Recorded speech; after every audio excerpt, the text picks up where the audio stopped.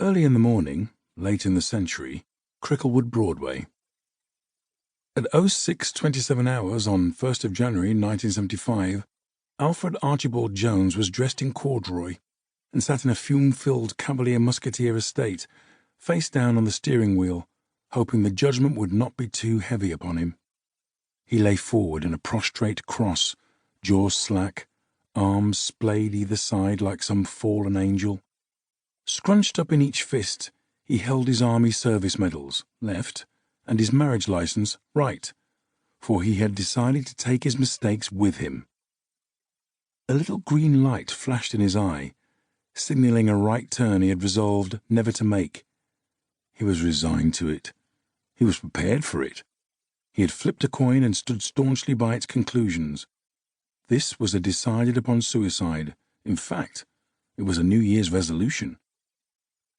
But even as his breathing became spasmodic and his lights dimmed, Archie was aware that Cricklewood Broadway would seem a strange choice.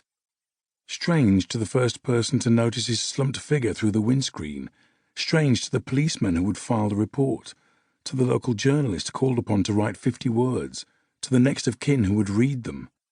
Squeezed between an almighty concrete cinema complex at one end and a giant intersection at the other, Cricklewood was no kind of place. It was not a place a man came to die. It was a place a man came in order to go other places via the A41. But Archie Jones didn't want to die in some pleasant, distant woodland or on a cliff edge fringed with delicate heather. The way Archie saw it, country people should die in the country and city people should die in the city. Only proper. In death, as he was in life and all that. It made sense that Archibald should die on this nasty urban street where he'd ended up, living alone at the age of 47 in a one-bedroom flat above a deserted chip shop. He wasn't the type to make elaborate plans, suicide notes and funeral instructions. He wasn't the type for anything fancy. All he asked for was a bit of silence, a bit of shush, so he could concentrate. He wanted it to be perfectly quiet and still, like the inside of an empty confessional box or the moment in the brain between thought and speech. He wanted to do it before the shops opened. Overhead, a gang of the local flying vermin took off from some unseen perch, swooped, and seemed to be zeroing in on Archie's car roof, only to perform, at the last moment, an impressive U-turn, moving as one with the elegance of a curveball and landing on the Hussein Ishmael, a celebrated halal butcher's. Archie was too far gone to make a big noise about it, but he watched them with a warm internal smile as they deposited their load, streaking white walls purple.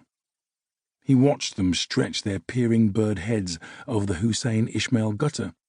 He watched them watch the slow and steady draining of blood from the dead things, chickens, cows, sheep, hanging on their hooks like coats around the shop. The unlucky. These pigeons had an instinct for the unlucky, and so they passed Archie by, for, though he did not know it, and despite the Hoover tube that lay on the passenger seat, pumping from the exhaust pipe into his lungs, luck was with him that morning. The thinnest covering of luck was on him like fresh dew.